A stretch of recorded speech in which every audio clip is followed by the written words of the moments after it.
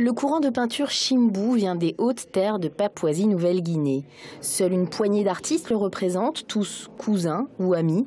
Ils peignent la vie traditionnelle, mais aussi le spectacle du monde qu'ils découvrent en s'installant en ville. Roger Bollet est commissaire de l'exposition.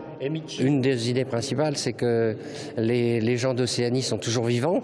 Ce sont nos contemporains, qu'ils vivent toujours, parce qu'on parle toujours des objets océaniens chez les marchands, par exemple, comme s'ils étaient tous disparus de la surface du sol. Non, pas du tout. Ils vivent, ils prennent des avions, ils ont des t-shirts, etc.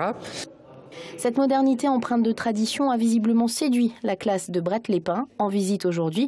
Mais au fait, qui sont les Papous? Les Papous, ils vivent sur une île qui est à côté de l'Australie.